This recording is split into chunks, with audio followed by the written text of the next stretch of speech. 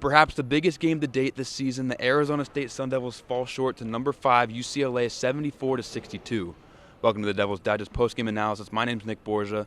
Alongside me is publisher Hode Urbino. And Hode, we just got done listening to Bobby Hurley, and he said that 12-point loss really didn't feel like a 12-point loss. What's your opinion about that? Yeah, I think there's definitely some merit to what Bobby Hurley is saying. And let's just make one thing clear. I don't think Bobby Hurley sees this as a moral victory at all. But when you look at a game that had 14 lead changes, where UCLA led 15 minutes, ASU actually led 17 minutes of the contest. When you look at a double-digit loss, you really think that this game was well in hand for UCLA. Now, don't get me wrong, they played an outstanding second half, really in sharp contrast to the way they played the first 20 minutes. But in terms of this being a dominating UCLA win, I definitely would not say that. Again, I know it's not a moral victory. This is not trying to sugarcoat what happened tonight at Desert Financial Arena. But I really felt that in terms of seeing the number 1 against the number 2 team in the Pac-12, I think when you look at this matchup, this is really what it looked like. And sometimes the box score can be a little misdeceiving. So there's something that what Bobby Hurley says about this not really feeling like a 12-point loss as it probably would for other teams in other circumstances. So if we focus in on this ASU offense, who really did go punch for punch with UCLA throughout the contest, maybe dropped off towards the end. Des Cambridge led the way with 15 points, DJ Horn 14 points. However, those 14 points only came in the first half. So, like I said, maybe stalling a little bit in that second half. Yeah, and again, we look at the box score being somewhat deceiving. You look at ASU, and they actually scored at a 44% clip in the second half. That is not a bad percentage at all. However, UCLA, who only shot 37% from the field in the first 20 minutes, shot 60% from the field in the second half. And I think that it's really just a factor of their defense really coming to play. They really were not able to halt ASU all that much. I mean, I think ASU came out with a little too amped up, a little too many jitters. And look, this really was a near sellout, over 5,200 folks in the student section. This obviously is an ASU record.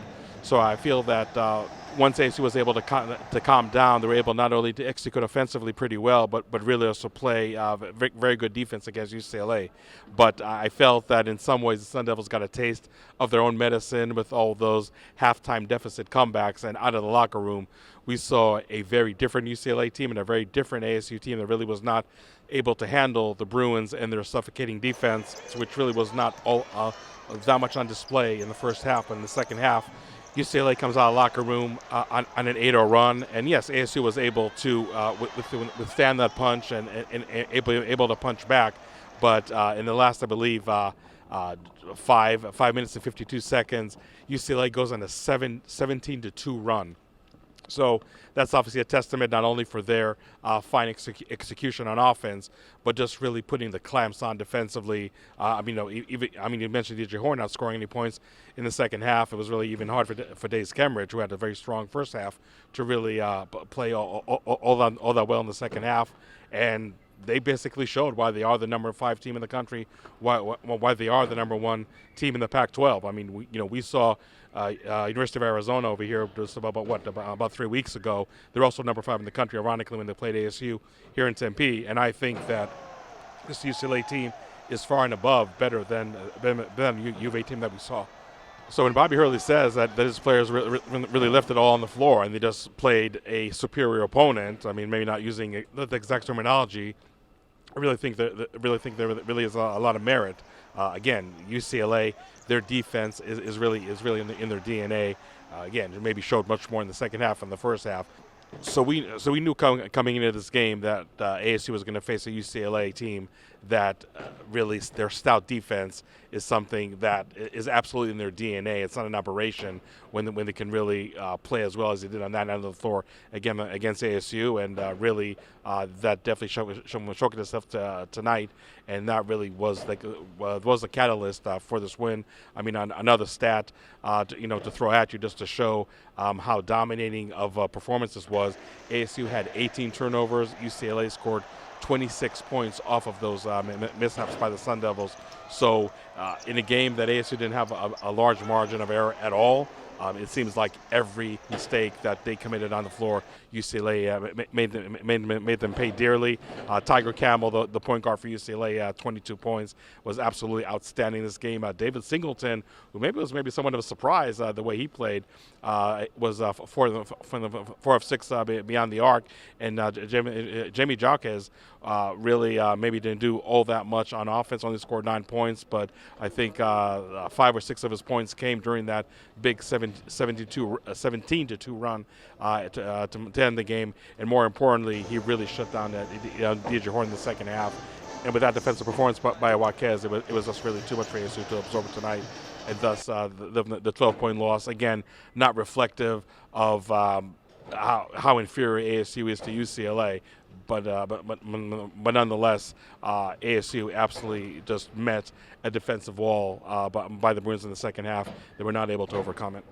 Alrighty, so next up for ASU, they get one day off, and they're back here at DFA at another late tip-off, 8 p.m. versus USC. So USC, theoretically, they're a weaker team than UCLA, but you can never count out these LA schools. So what's in store for ASU as they take on the Trojans? Yeah, it really is. That's not only the physical recovery, Nick, but really the mental recovery. I mean, this was an absolutely electric atmosphere tonight at DFA, and I don't know how many of those fans are going to be repeat customers, so to speak, on Saturday.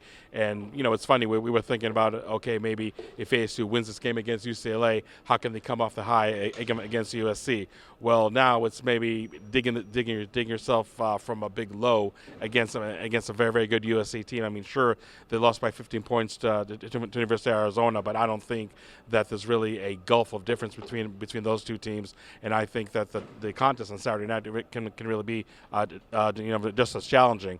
I don't think USC is a team that's able to play defense at the level of UCLA, but there's no doubt that ASU is going to have to play a much more complete game than they really played tonight. I thought that sometimes they did not have the greatest shot selection. They did hurry shots, and sure, a team like UCLA can really force you into doing that. I thought that ASU just needed to execute much better in the half-court offense, because I think USC is really going to try to slow down the ASU offense, just like UCLA did right now, or I should say tonight. So I think for ASU is just really to make sure that mentally they're really in the right frame of mind. Sure, it's another late tip-off on Saturday, but maybe they can use that extra time to just really examine the film and just make sure that they can really correct the little things. I don't think a win against USC is out of the question at all, Nick, but there's no doubt that ASU is going to have to play much better than it did tonight. But as I mentioned earlier, UCLA is a team that really forces its will on its opponents. On Thursday night in Tempe, that was just one more example. Alrighty, well, thank you so much for all of your insight, Hode, for all the coverage surrounding that Saturday game against USC. Keep it locked into DevilsDigest.com. Also drop a follow at DevilsDigest on Twitter. Thank you so much for tuning in. I'm Nick Borgia. That's Hode Urbino. We'll see you on Saturday night.